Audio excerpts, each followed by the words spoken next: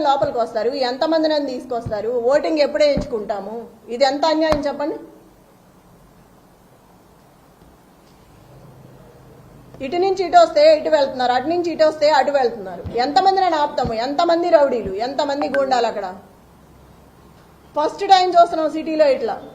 రేపు నుంచి జనాలనేం బతకనిస్తారు వీళ్ళు ఇంత అన్యాయంగా? అధిష్టానం అంతా ఆడవైపే ఉంది, సపోర్ట్ ఉంది, ఎవ్వరూ లేరు. బీఆర్ఎస్ పార్టీ అంటే గొడవే చేస్తున్నారు కానీ ఒక్కళ్ళని కూడా అలౌ చేయట్లేదు. టేబుల్స్ ఇట్లా, కుర్చీలు ఇట్లా.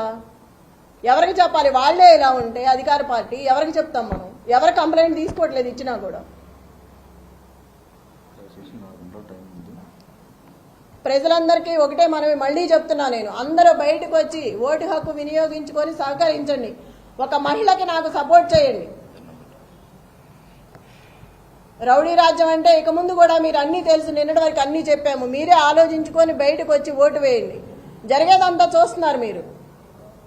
అందరికీ మళ్ళా ఒకసారి చెప్తున్నాను, 6 గంటల వరకు 4 గంటలు సమయం ఉంది. అందరూ బయటకు వచ్చి ఓటు హక్కు వినియోగించుకోండి. దయచేసి కేసీఆర్ గారిని గెలిపించుకోండి.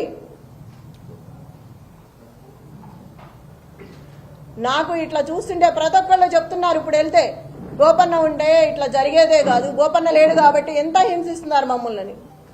నిజమే, నేను కూడా ఇవాళే ఫస్ట్ టైం గట్టిగా మాట్లాడుతున్నాను. ఎందుకంటే నాకు ఆవేశం వస్తుంది, ఎంత రౌడీయిజం చేస్తారా అని. ఒక మహిళగా కూడా నేను తట్టుకోలేకపోతున్నాను. తోటి మహిళలను కూడా ఇబ్బంది పెడుతున్నారు వస్తా అంటే. ఓటు వేయకపోతే రేపు మీ సంగతి ఉంటుందని నన్ను బెదిరించాడా?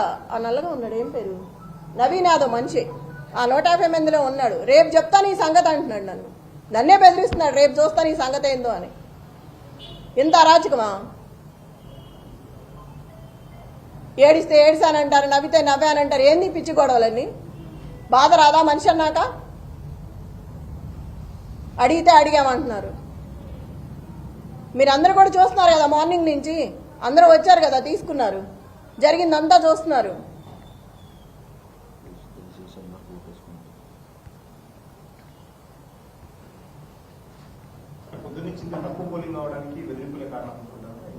తప్పకుండా ఈ బెదిరింపుల వల్లే జనాలు బయటికి రావట్లేదు. రేపు ఇంటికి వచ్చి ఏం గొడవ చేస్తాడో, మమ్మల్ని బెదిరించి వెళ్ళాడు, ఇప్పుడే రావాలంటే భయంగా ఉంది బయటికి అని చెప్తున్నారు ఒక్కొక్కళ్ళు.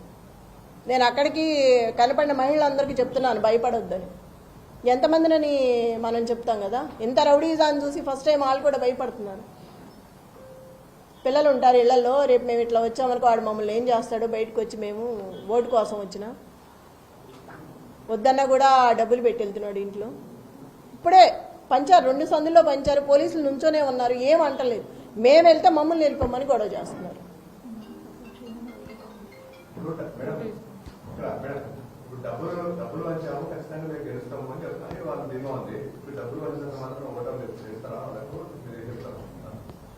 ఓటర్లు చాలా తెలివైన వాళ్ళు ఎటు వేయాలో వాళ్ళకి తెలుసు. కానీ భయపెట్టి బెదిరిస్తున్నారు కాబట్టి వాళ్ళు భయంతో బయటికి రావట్లేదు.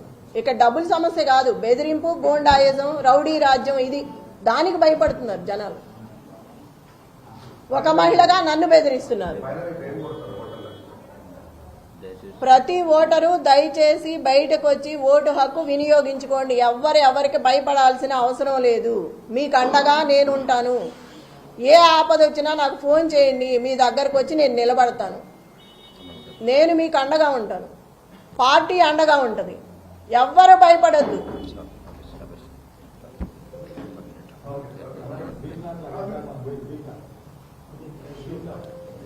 అవి చాలా ఉన్నాయి, చాలా చోట్ల, ఒకటని కాదు.